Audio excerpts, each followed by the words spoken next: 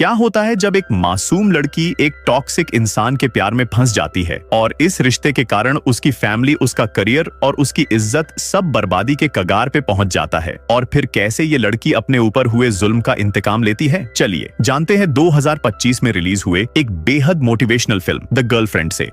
कहानी की शुरुआत में हम एक कॉलेज को देखते हैं जो साइंस और लिटरेचर का बहुत मशहूर कॉलेज होता है। तभी सीन शिफ्ट होता है एक लड़की पर जिसका नाम है भूमा देवी। भूमा बहुत भोली भाली लड़की थी जिसकी सबसे बड़ी प्रायोरिटी थी अपने संस्कारों और उसूलों के नक्शे कदम पर चलना। ये कॉलेज में भूमा का पहला दिन होता है और पहले ही दिन काजल नाम की लड़की से उसकी अच्छी दोस्ती हो जाती है। अब वो वक्त आता है जब न्यू ईयर स्टूडेंट्स पहली बार अपना क्लास अटेंड करने जा रहे होते हैं। तभी हम देखते हैं कि उन नए स्टूडेंट्स को कुछ सीनियर्स रास्ते में ही रोक लेते हैं और उन्हें एक लाइन में खड़ा करके उनकी रैगिंग करना शुरू कर देते हैं। उन नए स्टूडेंट्स में एक बेहद हैंडसम लड़का था जिसका नाम होता है विक्रम। सीनियर्स विक्रम से कहते हैं कि चल अब कुछ एंटरटेनमेंट दिखा, पर अगर तेरे परफॉर्मेंस से हम खुश नहीं हुए तो हम सबकी चड्डी आज से तू धोएगा। फिर विक्रम ऐसा फाड़ू डांस करता है कि वहां लोगों की भीड़ लग जाती है और सीनियर्स भी बहुत खुश हो जाते हैं। वहीं विक्रम के स्कूल अंदाज पर कॉलेज की सबसे खूबसूरत लड़की फिदा हो जाती है जिसका नाम होता है दुर्गा। अब यहाँ से सीन कट होता है और हमें भूमा को दिखाया जाता है जो कॉलेज का सबसे पहला क्लास अटेंड कर रही होती है। प्रोफेसर भूमा से पूछते हैं कि तुमने लिटरेचर ही क्यों चुना। तब भूमा कहती है कि दरअसल बचपन में ही मेरी माँ गुजर चुकी थी और मेरे परिवार में सिर्फ मैं और मेरे पापा हैं। मेरा बचपन बहुत तन्हाई और खालीपन में गुजरा है, लेकिन किताबों और कहानियों ने मुझे अकेलेपन में जीने का हौसला दिया और मैं भी ऐसी किताबें लिखना चाहती हूँ जो आगे चलकर कई अकेले बच्चों का सहारा बने। इस खूबसूरत जवाब को सुनकर प्रोफेसर बहुत इंप्रेस हो जाते हैं। अब हमें विक्रम को दिखाया जाता है जो अपने दोस्तों के साथ फुटबॉल खेल रहा होता है। तभी वहां दुर्गा आती है और बेबाक अंदाज में विक्रम को कॉम्प्लीमेंट कर देती है जिससे विक्रम के दोस्त हल्ला मचाना शुरू कर देते हैं क्योंकि उन्हें लग रहा था कि उसके भाई ने इस कॉलेज की सबसे हॉट बंदी सेट कर ली है। रात में जब विक्रम अपने दोस्तों के साथ बाहर गेड़ी मार रहा होता है तभी उसकी नजर भूमा और काजल पर पड़ती है जो मुसीबत में लग रहे होते हैं। दरअसल काजल ने अपनी स्कूटी एक कार में ठोक दी थी, इसीलिए कार का मालिक उन दोनों को गालियां सुना रहा होता है। पर अपने ही कॉलेज के स्टूडेंट से ये बदतमीजी विक्रम को बर्दाश्त नहीं होता और वो कार के मालिक को पीटने लगता है। लेकिन हम देखते हैं कि जिस आदमी को पीटा गया था वो एक पुलिस वाला था और उसने विक्रम के गाड़ी का नंबर चुपके से नोट कर लिया होता है। कल भूमा को काजल एक शॉकिंग न्यूज बताती है कि कॉलेज में पुलिस आई थी और उन्होंने विक्रम को इतना मारा कि वो बेचारा खड़े होने लायक भी नहीं रहा। ये सुनकर भूमा चौंक जाती है। वो सीधा विक्रम से मिलने बॉयज हॉस्टल चली जाती है और वहां जाकर वो देखती है कि विक्रम पूरी तरह से लहूलुहान पड़ा था और उसके कपड़े भी फटे हुए थे। यकीनन पुलिस ने उसकी अच्छे से खातिरदारी की थी। भूमा एक फर्स्ट एड किट लाती है और अपने हाथों से उसके जख्म को साफ करने लगती है। विक्रम ये देखकर खुशी से मुस्कुरा रहा होता है क्योंकि उसे बहुत अच्छा लग रहा होता है कि कोई लड़की मेरा इतना केयर कर रही है और यही चीज विक्रम के दिल में प्यार की चिंगारी जला देती है। उसे ऐसी ही लड़की की तलाश थी जो उसे बिल्कुल अपने बेटे की तरह ट्रीट करती हो। और बस फिर क्या था, यहीं से विक्रम ने भूमा को स्टॉक करना शुरू कर दिया। भूमा जहां भी जाती वो अपने लफंदर दोस्तों के साथ वहां पहुंच जाता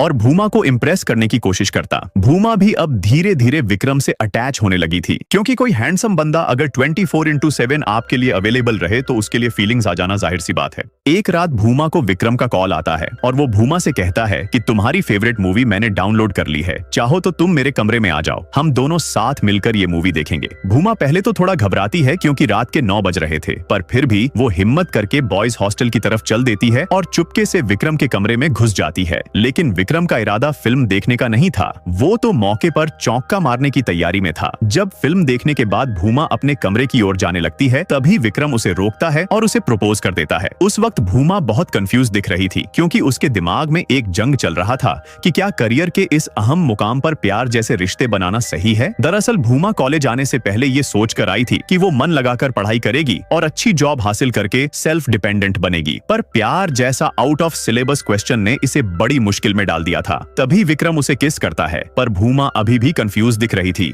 कल सुबह जब भूमा उठती है तो काजल उसे बताती है कि तुमने कल रात विक्रम को किस किया था। ये बात पूरे कॉलेज में फैल चुकी है। यकीनन विक्रम ने खुद पूरे कॉलेज में इस बात को फैलाया था। ये चीज भूमा को थोड़ा अजीब लगता है क्योंकि एक अच्छा इंसान कभी भी अपना प्राइवेट मोमेंट सबके सामने शेयर नहीं करता। क्लास की ओर जाते वक्त सभी सहेलियां भूमा की चुटकी ले रहे थे। कोई उसे साइलेंट किलर बोल रहा था तो कोई उसे छुपा रुस्तम कहकर चिढ़ा रहा था। अब विक्रम और भूमा एक साथ टाइम स्पेंड करने लगे। विक्रम जहां भी जाता भूमा को साथ ले जाता और धीरे धीरे विक्रम भूमा पर पूरी तरह से डिपेंडेंट हो गया। भूमा विक्रम को अपने हाथों से खाना खिलाती, उसके कमरे की सफाई करती, उसे रात को कहानियां सुनाती, यहाँ तक कि बाहर जाते वक्त विक्रम को बाइक की चाबी देना भी अब भूमा का ही काम था। एक दिन हम देखते हैं कि भूमा विनय नाम के एक लड़के से बात कर रही होती है। दरअसल भूमा विनय को एक अच्छा दोस्त मानती थी क्योंकि विनय दिल का बहुत अच्छा इंसान था, पर पूरा कॉलेज जानता था कि विनय भूमा को बहुत लाइक करता है। लेकिन भूमा और विनय को बातें करता देख विक्रम के कान से काला धुआं फेंकने लगता है, क्योंकि वो चाहता था कि भूमा किसी गैर मर्द से बात तक न करे। इसके बाद विक्रम अपने दोस्तों के साथ विनय के कमरे में पहुंच जाता है और उसे 2-4 घूंसे जड़ देता है। फिर वो कहता है कि आइंदा से अगर तूने भूमा के आगे पीछे घूमने की कोशिश की तो तेरे दोनों पैर काट कर कैंपस के गार्डन में गाड़ दूंगा। पर तभी वहां भूमा आ जाती है और गुस्से से विक्रम को रोक लेती है। भूमा ने सोचा नहीं था कि विक्रम इतनी घटिया हरकत करेगा, इसीलिए भूमा अब विक्रम से बात करना बंद कर देती है। लेकिन विक्रम भूमा के पैरों में गिर जाता और उससे माफी मांगने लगता है। वो कहता है कि मैं तुम पर इस कदर मरने लगा हूँ कि किसी और को तुम्हारे पास बर्दाश्त भी नहीं कर सकता। विक्रम की हरकतें देखकर ऐसा लगता है कि ये एक टॉक्सिक इंसान है। पहले गलती करना, फिर प्यार की दुहाई देकर माफी मांग लेना, यही होता है एक टॉक्सिक इंसान का सबसे बड़ा पहचान। पर भोली भाली भूमा उसके इमोशनल बातों से पिघल जाती है और उसे माफ कर देती है। पर अभी तक भूमा ये नहीं समझ पाई थी कि वो दोनों का रिश्ता प्यार का नहीं था, बल्कि वो दोनों गुलाम और मालिक जैसे थे। मालिक विक्रम कुछ ऑर्डर देगा और गुलाम भूमा उसके ऑर्डर को प्यार समझकर पूरा कर देगी। खैर, कुछ दिन ऐसे ही बीतते हैं। इंग्लिश के प्रोफेसर कॉलेज के न्यू ईयर फंक्शन के लिए एक नाटक करवाने वाले होते हैं, पर रिहर्सल के दौरान भूमा एक भी डायलॉग सही से नहीं बोल पा रही थी और उसका एक्टिंग बिल्कुल बेजान लग रहा था। लेकिन उसके बिल्कुल विपरीत दुर्गा बेहद तगड़ी एक्टिंग कर रही थी। रिहर्सल के बाद भूमा चुपके से दुर्गा के पास जाती है और उसे एक्टिंग सिखाने के लिए रिक्वेस्ट करती है। दुर्गा भले ही एक मॉडर्न स्टाइल की लड़की थी, पर दिल की बहुत अच्छी इंसान थी। वो चाहती तो भूमा को विक्रम की गर्लफ्रेंड समझकर उससे जेलसी भी कर सकती थी, पर दुर्गा ने ऐसा नहीं किया। उल्टा उसने भूमा को एक्टिंग सिखाई और घंटों उससे नाटक का रिहर्सल करवाया।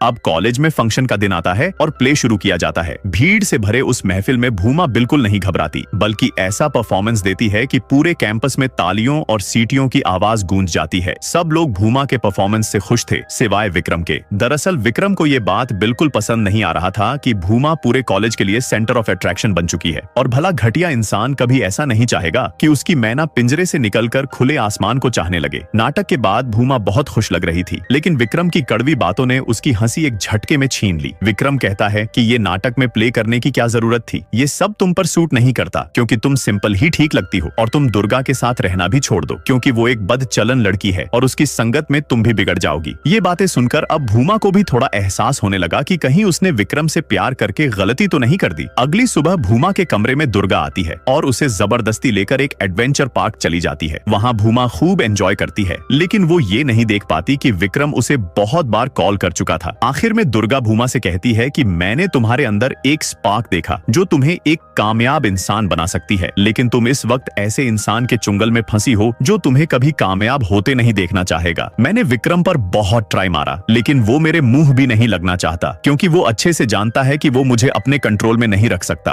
और उसने तुम्हें प्यार के जाल में इसीलिए फंसाया ताकि उसे एक ऐसा शख्स मिल जाए जो उसकी हर बात माने और उसके पीछे अपनी दुम हिलाती फिरे। ये बात सुनकर भूमा गुस्सा हो जाती है और दुर्गा से बिना कुछ कहे वापस कॉलेज आ जाती है। पर दुर्गा की जबान से निकली हर एक लफ्ज ने कहीं न कहीं भूमा को सोचने पर मजबूर कर दिया था। एक दिन विक्रम भूमा को लेकर अपने घर जाता है, जो कॉलेज से थोड़ी ही दूरी पर मौजूद था। भूमा वहां देखती है कि विक्रम जैसे ही घर में घुसा, उसकी माँ ने तुरंत उसका जूता उठाकर सही जगह रख दिया, और ये चीज थोड़ा भूमा को अजीब लगता है। विक्रम की माँ ऐसा बिहेव कर रही थी जैसे वो इस घर की मालकिन नहीं बल्कि एक नौकरानी हो। भूमा ये देखकर भी हैरान थी कि इतने देर से विक्रम की माँ ने एक लफ्ज तक नहीं कहा। भूमा विक्रम से पूछती है कि क्या तुम्हारी माँ बोल नहीं सकती? तभी विक्रम कहता है कि नहीं, ऐसा कुछ नहीं है। दरअसल जब मैं बच्चा था तो मेरे पापा ने मम्मी को कुर्सी से बांधकर बहुत मारा था, क्योंकि उन्होंने पापा के एक कॉलीग से बात करने की कोशिश की थी। तब से माँ घर आई किसी भी मेहमान से बात नहीं करती। विक्रम भूमा को ये भी कहता है कि तुम इस घर की आदत डाल लो और माँ से दोस्ती कर लो, क्योंकि तुम्हें मेरी माँ के साथ इसी घर में रहना है। अचानक भूमा को आईने में कुछ ऐसा दिखता है जिससे उसके पैरों तले जमीन निकल जाती है। दरअसल वो वो आईने में देखती है कि वो बिल्कुल वैसे ही कपड़े पहनकर बैठी है जिस कपड़े को पहनकर विक्रम की माँ बैठी हुई थी। दरअसल ये सब भूमा का एक भ्रम था, लेकिन इस भ्रम के कारण वो बहुत भयभीत हो चुकी थी क्योंकि उसे विक्रम की माँ की तरह हाउसवाइफ बनकर नहीं जीना था। कॉलेज लौटते ही भूमा सीधा वॉशरूम जाती है और शावर लेते हुए रोने लगती है क्योंकि उसे अब धीरे धीरे समझ आने लगा था कि उसने विक्रम से प्यार करके बहुत बड़ी गलती कर दी। लेकिन प्रॉब्लम ये नहीं था कि उसने गलत इंसान से दिल लगाया, बल्कि सबसे बड़ी समस्या ये थी कि अब इस रिश्ते से बाहर कैसे निकले। भूमा विक्रम के साथ रह तो रही थी, पर उसके चेहरे पर हमेशा एक दुविधा नजर आती थी और उसे अब विक्रम का इस तरह केयर करना भी ठीक नहीं लग रहा था। एक दिन अचानक कॉलेज में भूमा के फादर आते हैं। वो गार्ड से भूमा का रूम नंबर पूछते हैं, पर जैसे ही वो भूमा के कमरे का दरवाजा नॉक करते हैं तभी अंदर से विक्रम बाहर निकलता है। पहले तो भूमा के फादर को लगता है कि वो गलत कमरे में आ चुके हैं, पर तभी उनकी नजर भूमा पर पड़ती है जो कमरे में सो रही थी। ये देखकर भूमा के फादर गुस्से से आग बबूला हो जाते हैं और विक्रम को पीटने लगते हैं। भूमा अपने फादर को समझाने की बहुत कोशिश करती है, लेकिन भूमा के फादर का गुस्सा शांत नहीं होता। वो भूमा को जबरदस्ती घर लेकर जाने लगते हैं, पर भूमा घर जाने से इनकार कर देती है क्योंकि अगर वो घर चली गई तो उसकी पढ़ाई रुक जाएगी और सेल्फ डिपेंडेंट बनने का सपना कभी पूरा नहीं हो पाएगा। उसके पिता उससे कहते हैं कि अगर तू कॉलेज में रहकर अय्याशी करना चाहती है तो ठीक है, मैं तुम्हें नहीं रोकूंगा, पर याद रखना आज के बाद हम दोनों का रिश्ता बिल्कुल खत्म। ये बात सुनकर भूमा अंदर से टूट जाती है और वो अकेले में सोचती है कि वो इस कॉलेज में क्या बनने आई थी और क्या बनकर रह गई। लेकिन वो हिम्मत जुटाती है और ये फैसला करती है कि अब वो अपनी जिंदगी को अपने तरीके से जिएगी और अपने पैरों पर खड़ा होकर दिखाएगी। वो विक्रम को एक क्लास में बुलाती है और बड़ी शांत तरीके से कहती है कि मैं अब अपना पूरा फोकस अपने करियर पर दूंगी, इसीलिए मैं चाहती हूँ कि तुम मेरे जिंदगी से दूर चले जाओ क्योंकि मुझे कभी तुमसे प्यार था ही नहीं, वो बस एक अट्रैक्शन था। पर ये बात मुझे बाद में रियलाइज हुआ। विक्रम कहता है कि तुम मेरे साथ कितनी बार सो चुकी हो, क्या वो भी एक अट्रैक्शन था? भूमा कहती है कि बस ये सब एक गलती समझकर मुझे माफ कर दो और मेरी जिंदगी से दूर चले जाओ। विक्रम अपने आंखों में आंसू लिए क्लास से बाहर निकल जाता है, लेकिन थोड़ी देर बाद वो फिर से आता है और जोर से गेट को लात मारता है। वो कहता है कि तुमने मेरी फीलिंग्स के साथ खेला है, मैं इस नमक हरामी का बदला तुमसे जरूर लूंगा। अब विक्रम बहुत परेशान रहने लगा और वो बात बात में रोने लगता क्योंकि उसने कभी सोचा नहीं था कि जो लड़की मुझे मेरी माँ की तरह ख्याल रखती थी आज उसने उसे अकेला छोड़ दिया। एक दिन जब भूमा क्लास के लिए जा रही होती है तभी विक्रम और उसके दोस्त भूमा को घेर लेते हैं। विक्रम भूमा का गला पकड़कर कहता है कि हजारों बार तू मेरे साथ सो चुकी है, हर एक पोजीशन में मैंने तेरा गेम बजाया, ये सब बात मैं हर एक शख्स को बताऊंगा, तू जहां भी जॉब करेगी वहां ये बात बताऊंगा और तेरे होने वाले हस्बैंड को भी बताऊंगा, फिर देखते हैं कि कौन तुझसे शादी करेगा। ये धमकी सुनकर भूमा बहुत डर जाती है और वो समझ जाती है कि यकीनन विक्रम एक गंदे खून की पैदाइश है। एक दिन जब भूमा अपने कमरे में वापस लौट रही होती है तो वो नोटिस करती है कि कॉलेज के सभी लड़के उसे ठरक की नजरों से देख रहे थे और कुछ ने तो भद्दे कमेंट्स भी पास कर दिए। वो जैसे ही अपने कमरे के पास पहुंचती है तभी वो देखती है कि वहां बहुत भीड़ लगा हुआ है। दरअसल विक्रम और उसके दोस्तों ने भूमा के कमरे के दरवाजे पर उसकी तस्वीर चिपका दी थी और उसमें कुछ प्राइस लिख दिए थे कि एक रात सोने के इतने रुपए और उसके नीचे भूमा का फोन नंबर लिख दिया था। ये देखकर भूमा की आत्मा कांप जाती है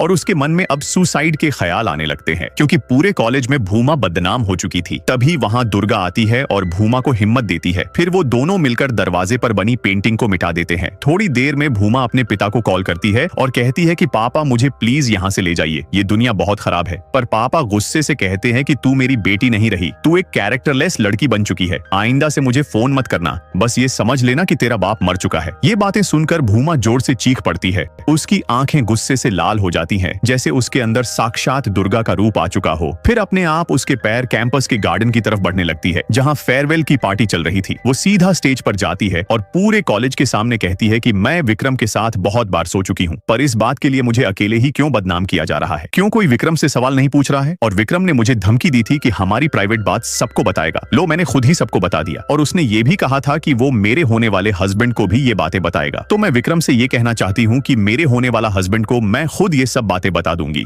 और इस बात से उसे कोई फर्क नहीं पड़ेगा। अगर फर्क पड़ेगा तो मैं बिना शादी के भी खुश रह सकती हूँ। फिर वो एक गिटार लेकर विक्रम की तरफ दौड़ती है, पर वो एट द लास्ट मोमेंट अपने आप को रोक लेती है और कहती है कि तुझे मारने की कोई जरूरत नहीं है, तू तो पहले से मरा हुआ है। अब कहानी आती है प्रेजेंट टाइम से 4 साल बाद, जहां हम देखते हैं कि भूमा को सिंगापुर के एक फार्मास्यूटिकल कंपनी में मैनेजर का जॉब मिल चुका है और वो महीने के लाखों रुपए कमाती है। उसका अपने फादर से भी रिलेशन ठीक हो चुका है और अब तो उसके फादर उसकी हर एक बात मानते हैं क्योंकि पापा ने जिस काम के लिए उसे कॉलेज भेजा था उसने वो काम पूरा कर दिखाया। और ये कहानी यहीं खत्म हो जाती है। इस कहानी से हमें ये सीखने को मिलता है कि एक लड़की के लिए सबसे बड़ी प्राथमिकता होना चाहिए उसका सेल्फ डिपेंडेंट बनना, क्योंकि हाउसवाइफ बनकर जीना एक औरत के लिए सबसे बड़ा श्राप होता है। और कुछ लड़कियां तो ये सपने सजाकर बैठ जाती हैं कि कोई राजकुमार घोड़े से आएगा और उसे अपने रियासत की रानी बना देगा। ये सब बिल्कुल बकवास बातें हैं। अगर आप भी इस बात से इत्तेफाक रखते हो तो कमेंट्स में बताइए और ऐसी ढेर सारी इंटरेस्टिंग स्टोरी के लिए चैनल को सब्सक्राइब कीजिए।